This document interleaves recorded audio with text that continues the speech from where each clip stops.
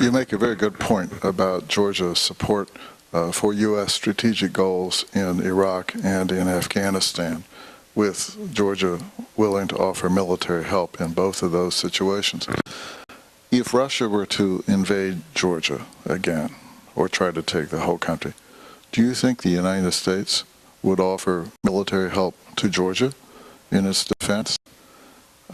And if the U.S. were interested, has the capacity and the professionalism to be able to use that military in an effective way?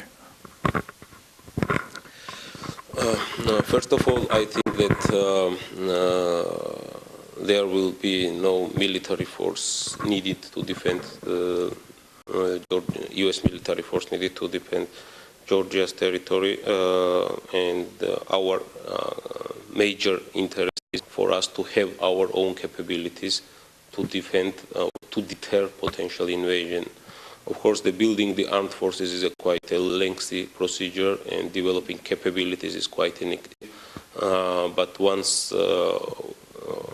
we are a sovereign nation, we have a full right of our self-defense and to develop the capabilities for the self-defense.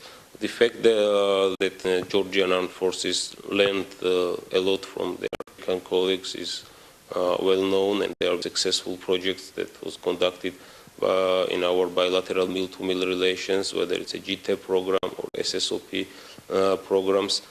And there are more than 10,000 Georgian soldiers already who've been some period together with their U.S. friends and colleagues in different war situations, whether it's in Afghanistan, Kosovo, or in Iraq. So 10,000 military personnel who has the same procedures and standing and who've been serving in these missions.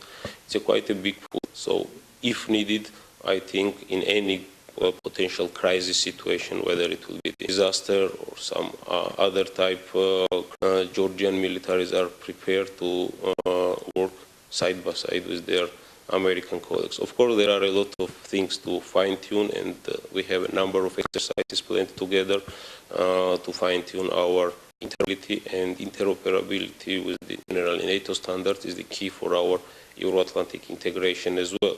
And as you know, US and other NATO allies unanimously committed that Georgia and Ukraine will become a NATO member country. So this is the path where we are going. It's a time-consuming and effort-consuming, but once there is a political will, based on the will of the nation, I think we will succeed. Europe and America have tended to treat Georgia and Ukraine in a somewhat similar fashion as countries that are very important for Europe and for America, and countries which are under some threat, which may be not just an economic but an even greater threat from Russia in the future.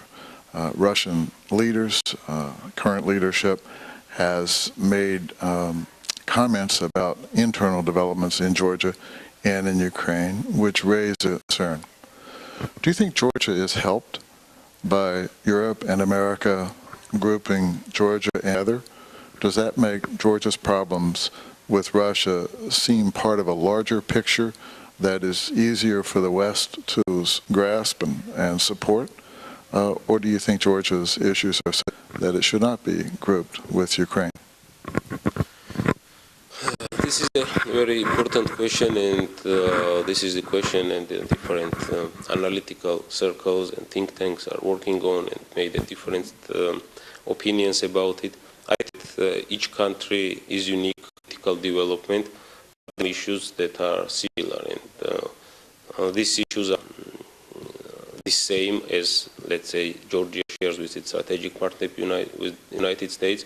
This is the basic elements of the values on which the state is built.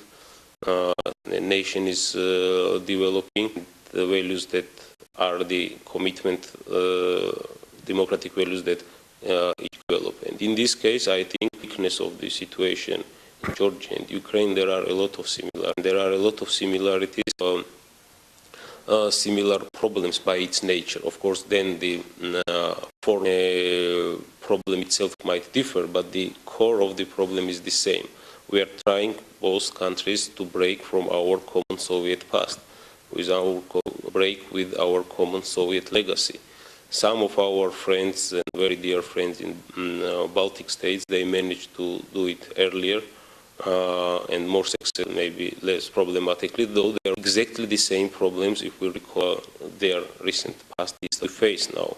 The Baltic states face the same Russian Federation, that if they thought that Russia will perceive it as a threat to their national security and they prepare to act. There were airspace violations, states, and even planes were downed in Lithuania.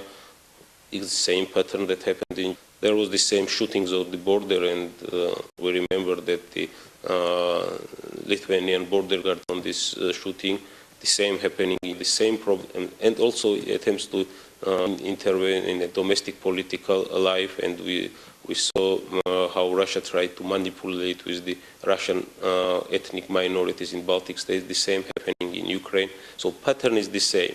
Since the pattern is the same, the core of the problem is the same. So joint effort always makes each of us stronger to deal with the core problem. Of course, then there are some cities which we have to deal with the country separately, but I think that in terms of having a more coherent approach of helping nations to finally to have our development placed on the irreversible, then I think it's very wise to consider countries together, because it's not only the Georgian, Ukrainian issue, but this issue of the protecting democratic values around the globe. It's an issue of sending signals to the other nations who are willing to embark on the same track of the democratic development, and we see a big degree of interest from other countries also. The situation will develop in Georgia and Ukraine. Thank you. Vice President